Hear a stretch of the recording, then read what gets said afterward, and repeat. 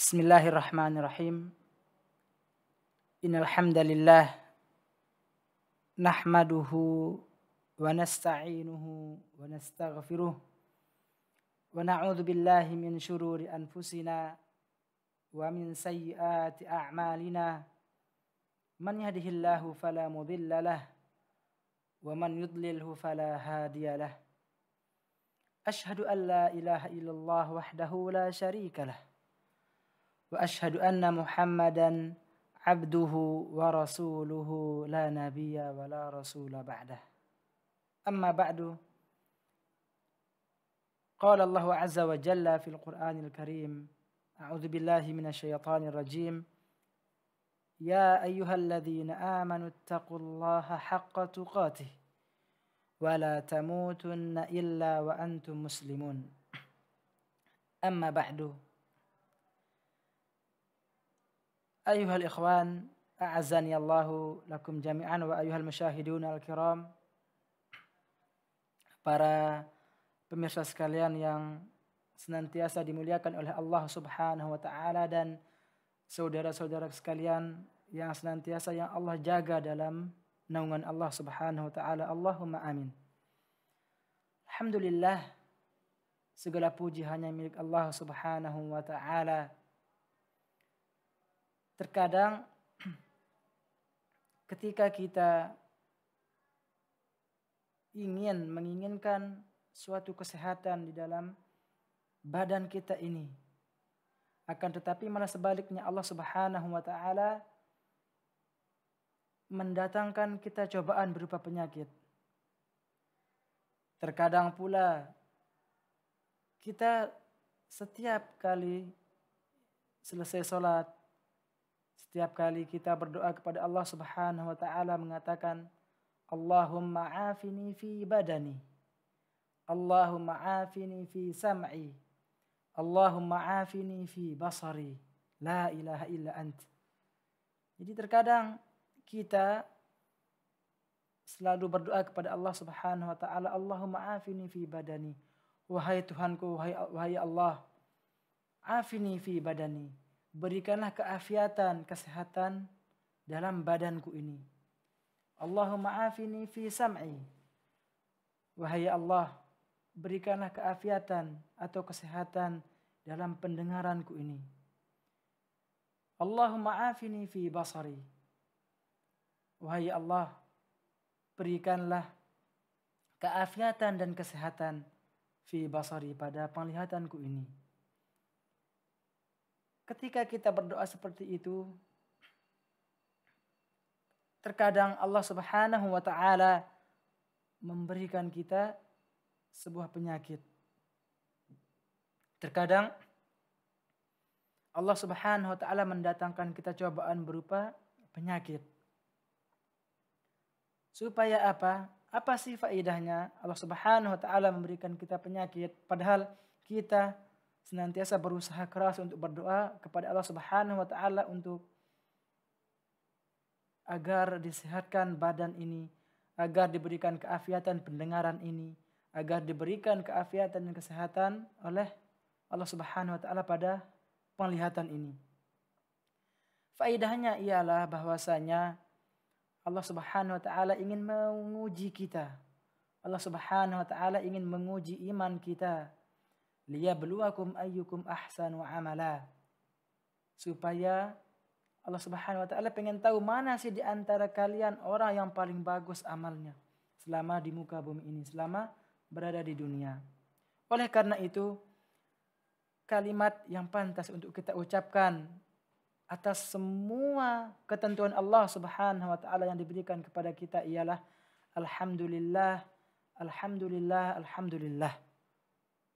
Yaitu kita bersyukur kepada Allah Subhanahu wa taala atas segala nikmat yang Allah Subhanahu wa taala berikan kepada kita.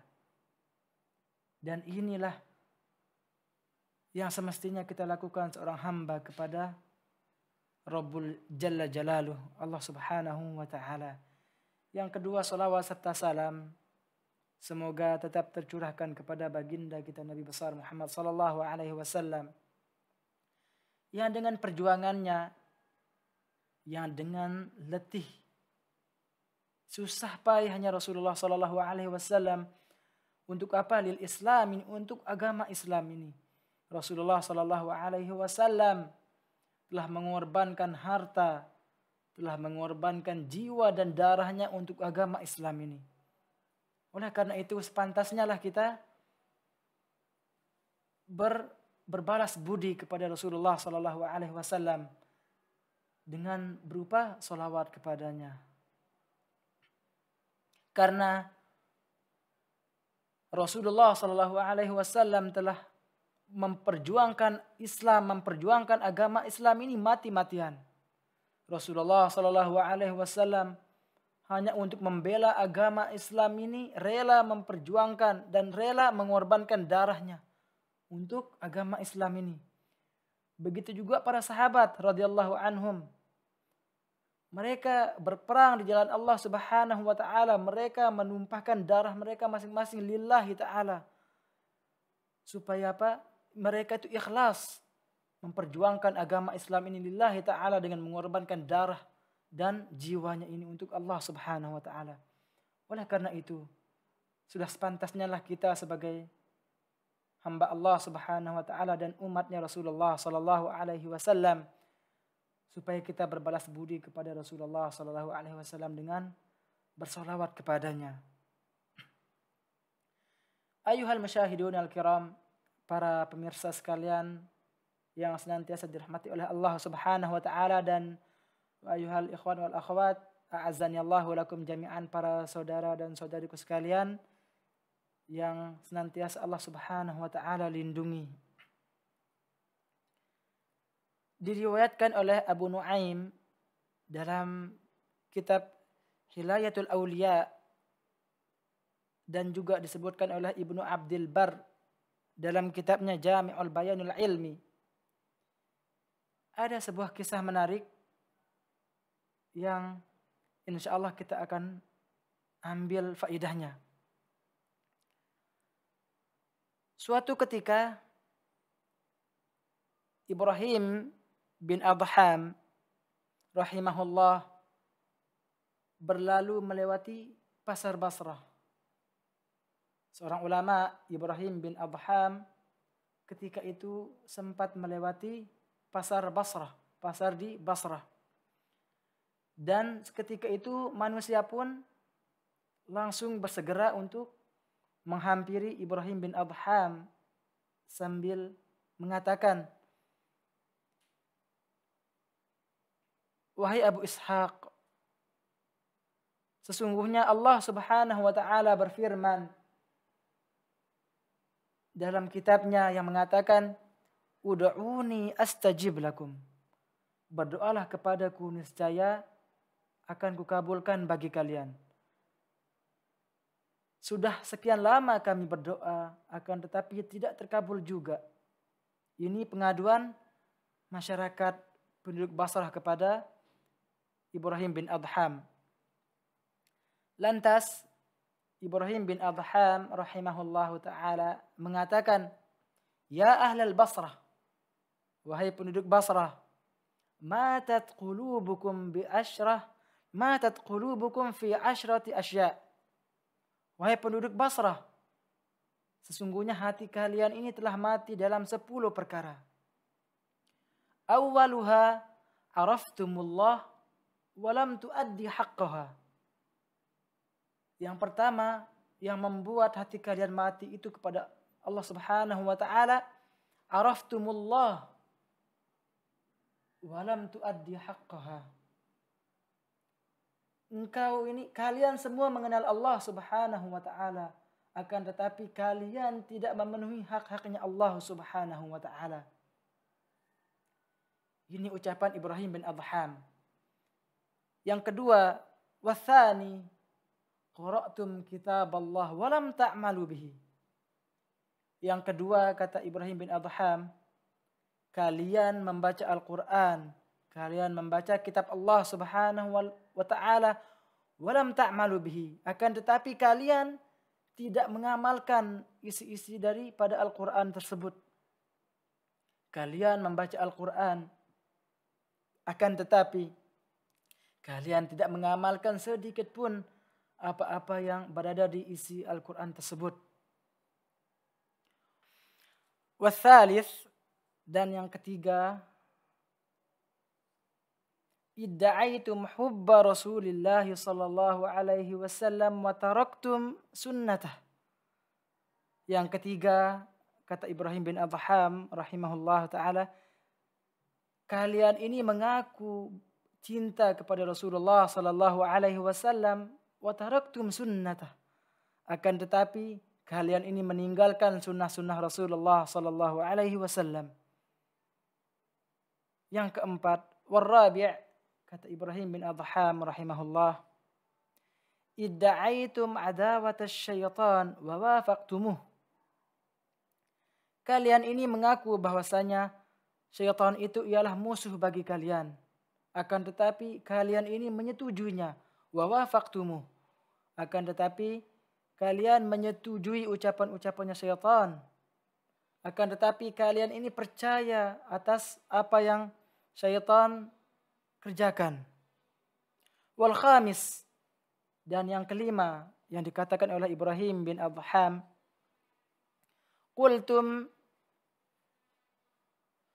Qultum nuhibbul jannah.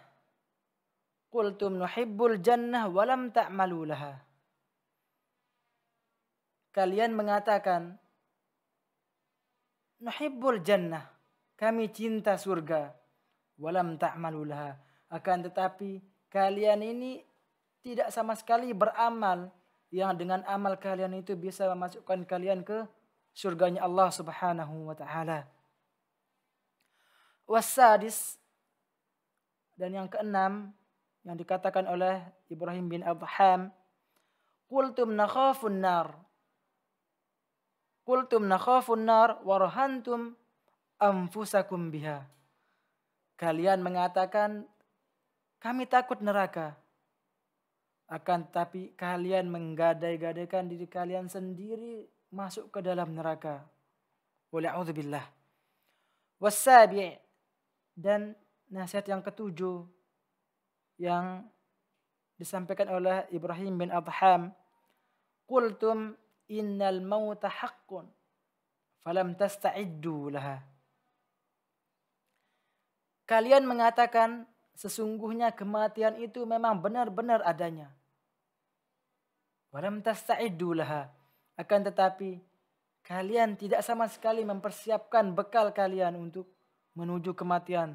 Kalian sama sekali tidak mempersiapkan bekal untuk yang kalian pertanggungjawabkan di hadapan Allah Subhanahu wa taala. Wathamin, dan yang kedelapan, kata Ibrahim bin Adham, ishtaghaltum bi'uyubi ikhwanikum wa nabadtum uyubakum. Kalian ini terlalu sibuk untuk mencari-cari aib saudara-saudara kalian. Wa nabadtum uyubakum. Padahal kalian ini dengan secara tidak sadar Allah Subhanahu wa taala campakkan aib kalian. Allah Subhanahu wa taala bukakan aib kalian. Wattasi', dan nasihat yang kesembilan yang disebutkan oleh Ibrahim bin Adham, akaltum ni'mata rabbikum. Akaltum ni'mata rabbikum walam tashkuruha. Kalian ini senantiasa memakan rezeki-rezeki yang datang dari Allah Subhanahu wa taala. Rezeki-rezeki yang Allah Subhanahu wa taala berikan kepada kalian, walam tashkuruha. Akan tetapi kalian tidak bersyukur atas rezeki yang Allah Subhanahu wa taala berikan kepada kalian. Wal ashir, dan yang ke-10 dan yang terakhir yang dinasihatkan oleh Ibrahim bin Adham, dafantum mautakum walam ta'tabiru bihim. Kalian telah menguburkan mayat saudara-saudara kalian sendiri. Walam ta'tabiru bihim. Akan tetapi kalian tidak sama sekali memberikan pelajaran, kalian tidak bisa mengambil pelajaran dari pelajaran tersebut. Ini ialah 10 nasihat yang diberikan oleh Ibrahim bin Adham rahimahullah kepada penduduk ahli Basrah, yang dimana ketika itu seperti yang saya jelaskan tadi bahwasanya Ibrahim bin Adham ada salah seorang penduduk Basrah yang mengeluh kepada Ibrahim bin Adham. Mengeluh dalam artian apa? Kok doanya tidak terkabulkan? Kok doanya tidak dikabulkan oleh Allah Subhanahu wa taala? Padahal Allah Subhanahu wa taala berfirman, "Ud'uni astajib lakum." Ud'uni astajib lakum. Berdoalah kepadaku, niscaya akan kukabulkan bagi kalian. Oleh karena itu, inilah pentingnya bahwasanya kita ketika berdoa kepada Allah Subhanahu wa taala, hendaklah kita memperhatikan apa-apa yang telah kita lakukan selama berada di dunia, selama kita masih hidup. Jikalau kita ingin doa kita dikabulkan oleh Allah Subhanahu wa taala, hendaklah kita memperhatikan bahwasanya amalan apa sih yang telah kita kerjakan. Amalan apa sih yang di pagi hari, yang di siang hari, yang di sore hari, yang di malam hari yang kita telah kerjakan selama kita masih hidup. Karena itulah yang menjamin, akan dikabulkannya doa kita. Sebenarnya firman Allah Subhanahu wa taala yang tadi yang mengatakan ud'uni astajib lakum. Ud'uni astajib lakum. Berdoalah kepadaku, niscaya akan kukabulkan bagi kalian. Sebenarnya ayat ini tidak ada kebohongan sama sekali. Akan tetapi yang membuat doa kita itu belum terkabul, yang membuat doa kita itu tidak terkabul ialah yang disebutkan tadi oleh Ibrahim bin Adham dari yang pertama sampai ke 10. Ayuhal musyahidun al-kiram wa ayuhal ikhwan, a'azanillahu lakum jami'an, para pemirsa sekalian dan saudara sekalian yang senantiasa dirahmati oleh Allah Subhanahu wa taala dan dilindungi.